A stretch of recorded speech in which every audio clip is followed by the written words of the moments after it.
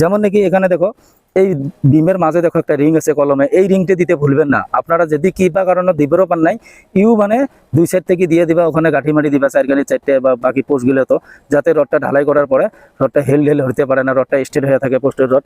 Hello viewers, আমি আজকে একটা নতুন ভিডিও নিয়ে আসলাম আপনাদের কাছে। বিম বাঁধা প্রসেস আর বিম গিলে কি রকম করে বাঁধতেছে বা কি সিস্টেমে বাঁধলো, আমি এটা যথেষ্ট চেষ্টা করবো দেখাবার জন্য।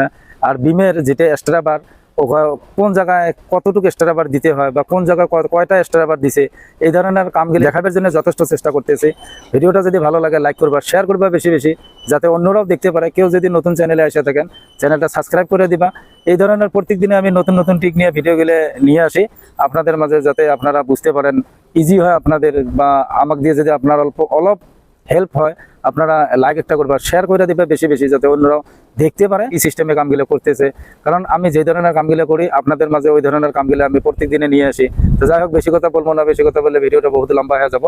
বিমটা বাঁধা হয়ে গেল। এখানে দেখো 1 2 3 4টে রড দেখা যায়। অ্যাকচুয়ালি এখানে ডাইরেক্ট রড 4টে না, এই দুইটা হলো এক্সট্রা বার।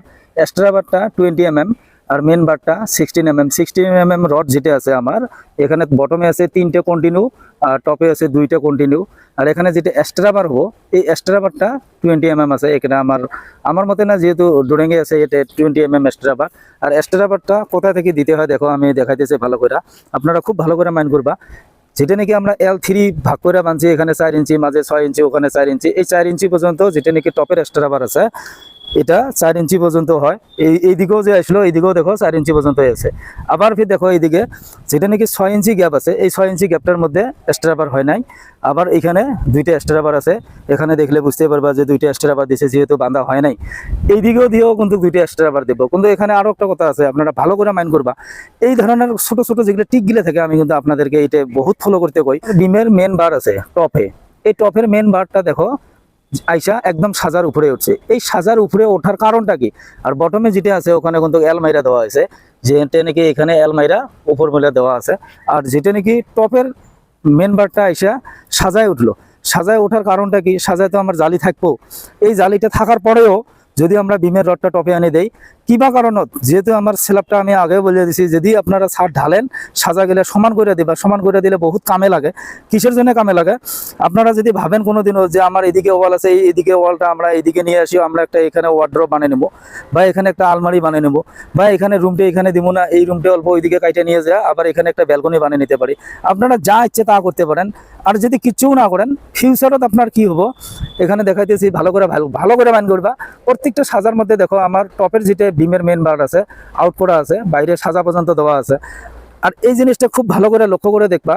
সাজার মধ্যে যদি আপনারা কোনোদিন ভাবেন যে আমরা এদিকে রুম, যেখানে যেটা রুম আছে আমরা উঠে করবো, ওখানে কোনো ব্যালকনি ট্যালকনি বানাবো না, তারপরেও আমি বলতেছি, যদি ইনকেস যেহেতু আপনার G+2 বিল্ডিং একটা হবো, কিবা কারণে গাঁথনি টাথনি কমপ্লিট হওয়ার পরে দেখলাও যে এইদিকে অল্প কাম বেড়াইলো, আপনারা তখন কি করতে হবে? বাইরে থেকে মাসাং পাতি তলে থেকে উপরে নিতে হবে। কিন্তু কামটা আছে 1 ঘন্টার কাম, আপনারা 1 ঘন্টার জন্য 3 ঘন্টা নয় 1 দিন যাব, তখনও কাম করতে বহুত মানে পয়সা টয়সা বেশি যাব। এই জন্য আমি কই, একদম সহজ ভাষায় যদি আমি বইলা দেই, আপনারা যদি এইদিকে রডটা দিয়ে রাখেন, আপনার ফিউচারও ভালো, এমনিও ভালো, আপনার সব সময় ভালোই হবো। কিসের জন্য ভালো হবো? যেহেতু কামটা পারফেক্ট হয়ে গেল। এই জন্য আমি আপনাদেরকে বলে থাকি, এখানেও দেখো সাজার রডটা আমি কিন্তু এখানেও বাড়ে রাখছি।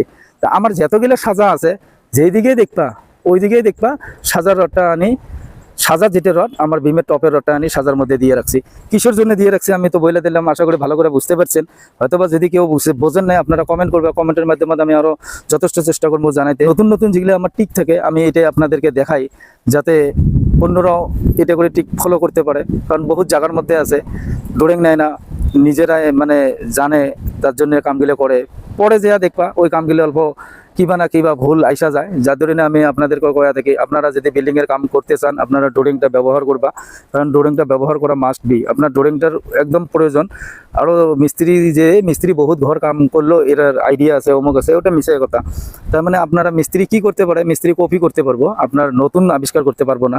তো এই ধরনের কাম গেলে নতুন নতুন যেগুলো টিক থাকে, এগুলো করে কিন্তু ইঞ্জিনিয়ারে কয়া দেবো তারপরে করবা, ওটা না। আপনারাও যাতে নিজে ইচ্ছা করে করতে পারেন। কারণ এমনও জায়গা গেলে করে আছে যেখানে নাকি ইঞ্জিনিয়ার কিছু বোঝে না, গ্রাম অঞ্চলের জায়গা গেলে ওগুলোতে আপনারা কি করবেন? যার ধরে না আমার যেগুলো মিস্ত্রি ভাই ওরা কাম করে, আপনারা অল্প যথেষ্ট চেষ্টা করে কামটা ভালো করে দেবার চেষ্টা করবা। তার জন্য আমি এই ভিডিওগুলো খুব বানে থাকি যে আমি কিভাবে কামগুলো করতেছি, রডগুলো কিভাবে দিলাম, যাতে অন্যরাও দেখতে পারে।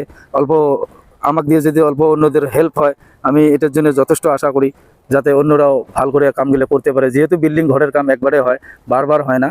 আর এগুলো করে বিল্ডিংয়ের কাম একবার করার পরে ভাঙাটা অত সহজ না। কিসের জন্য? একটা জায়গায় যদি আপনারা ভাঙতে যান, আর একটা জায়গায় আইসা মানে যেটা নাকি ভাইব্রেশনের রটের যেটা ঢালের ভিতরে থাকবে ওটা ভাইব্রেশন হয়, কাইফা যায়, যার ধরনের ওটা পারফেক্ট হয় না। এই ধরনের যে নতুন নতুন টিকগুলো আমি আপনাদেরকে বলে থাকি। ভিডিওটা যদি ভালো লাগে লাইক করবা, শেয়ার করবা বেশি বেশি, যাতে অন্যরাও দেখতে পারে। কেউ যদি নতুন চ্যানেলে আসা থাকেন, চ্যানেলটা সাবস্ক্রাইব করে নেবা, কারণ এই ধরনের নতুন নতুন টিক দিয়ে আমি প্রত্যেকদিনে ভিডিওগুলো বানাই থাকি। গুরুত্বপূর্ণ একটা কথা আছে, আপনারা খুব ভালো করে মাইন্ড করবা। এখান থেকে দেখা পারবা এই যে প্রত্যেকটা রিং ফলো করো, রিং গিলে দেখো যে এই রিং গিলে দেখো হুকটে যে বানিয়ে দিছে বেশি বেশি করে আছে। এই হুকটে কিন্তু আপনারা খুব ফলো করবা। হুকটে থাকাটা বহুত দরকার। কিসের জন্য? হুকটে যদি না থাকে আপনার খুব বেয়া আছে। তার মানে এই রিংয়ের যেটা বেন্ডিংটা কাক কয়, বেন্ডিংটা অ্যাকচুয়ালি হুকটেক বেন্ডিং বলে কয়। এই জন্য আমি বলে থাকি আপনাদেরকে, আপনারা হুকটে খুব ভালো করে দিয়ে দিবা। যদি হুকটে না দাও অসুবিধা হয়ে যাব। যার জন্য আমি ছোট ছোট টিকগুলো বইলা থাকি আপনাদের কাছে, যাতে আপনাদেরও ভালো একটা বুঝতে পারেন ভালো করে, বা আমিও ভালো করে বুঝাইতে পারি। এখানে দেখো এই যে বিমটা কমপ্লিট হয়ে গেল, এখানে এক্সট্রা বার দেওয়া আছে, এখানে দেওয়াতে বাকি আছে। আর কিন্তু আমার যেটা বড় স্পান আছে ওটার মধ্যে বটমও এক্সট্রা বার হবো। যেহেতু পিনডোর দিয়ে বটমে এক্সট্রা বার হবো, আমি ওটাও দেখাবো। বান্ধা ক্লিয়ার হওয়ার পরে, বিমটা ডাউন দেওয়ার হওয়ার পরে আমি আরও একটা ভিডিও বানিয়ে দেবো। যেমন নাকি এখানে দেখো এই বিমের মাঝে দেখো একটা রিং আছে কলমে, এই রিংটা দিতে ভুলবেন না। আপনারা যদি কি বা কারণে দিবেরও পান নাই, মানে দুই সাইড থেকে দিয়ে দিবা, ওখানে গাঁঠি মাটি দিবা চারগানি চারটে বা বাকি পোস্টগুলো, তো যাতে রডটা ঢালাই করার পরে রডটা হেল হতে পারে না, রডটা স্ট্রেট হয়ে থাকে পোস্টের রড। কারণ এই ধরনের ছোট ছোট টিকগুলো আমি আপনাদেরকে বইলা থাকি যে আপনারা অতি সহজত যাতে কামগুলো ভুল হয় না, এইভাবে কামগুলো করতে পারেন। যার ধরনে আমি আপনাদেরকে ভিডিওর মাধ্যমে দেখাই যে কি ধরনের কামগুলো আমি করতেছি বা কি ধরনের হইতেছে। এখানে রড কতগুলো, এক নম্বর ফার্স্ট কথা, ভিউয়ার্সরা আছে আমার কমেন্ট করে বলে যে এই বিল্ডিংটার রড কতগুলো, কত স্কোয়ার ফুট। আমার এটা আছে 3100 স্কোয়ার ফুট, এখানে রড কতগুলো গেল, কত টাকা খরচ হবো। অ্যাকচুয়ালি হিসাবগুলো ওই রকম না। হিসাবগুলো এখানে আসবো আপনার বিম কতটুকু এসে, রুম কয়টা এসে, আর কি ধরনের ডিজাইন করছেন, আর G+1 না G+2 না G+3, আপনার ফাউন্ডেশনের কথা আছে। এই ধরনের সব কথাগুলো মিলা রটের প্রসেসটা আসা যায়। আপনারা যদি এভারেজ করতে যান, এভারেজ করলে আপনারা পাইবেন না। আমার যেহেতু এটা রাউন্ড পোস্টারে আমার এখানে দেখো রাউন্ড চুরি দেওয়া আছে। আপনারা হয়তো বা এখান থেকে দেখলে বুঝতে পারবেন না। উপরে যখন পোস্টটা আমার ছাদ ঢালার পর হবো তখন দেখবে এটা রাউন্ড পোস্ট আছে। তো এই ধরনের করে দেখো আমার এখানে কতগুলো বিম এদিকে গেছে, কতগুলো ফের ওই দিক থেকে ওইদিকে গেছে, কতগুলো এদিক থেকে এদিকে গেছে। এই ধরনের আপনার বা কি কি রুমের সাইজ আছে, এই ভিডিওটা দেখা আপনারা যদি বলেন যে এখানে কত কুইন্টাল রড গেল, এটা যদি আমি আপনাদেরকে ডিটেলস হিসেব দিয়ে দেই, এই হিসেব নিয়ে আপনারা যে আপনার বিল্ডিং এর কামগুলো করবা, সিস্টেমটা উঠে না। আপনারা একটা বিল্ডিং বানাবেন, যে এস্টিমেট করে নিয়েছেন যে আমিও একটা বিল্ডিং বানাবো, তো রড কতগুলো লাগবো, খরচা কতগুলো লাগবো।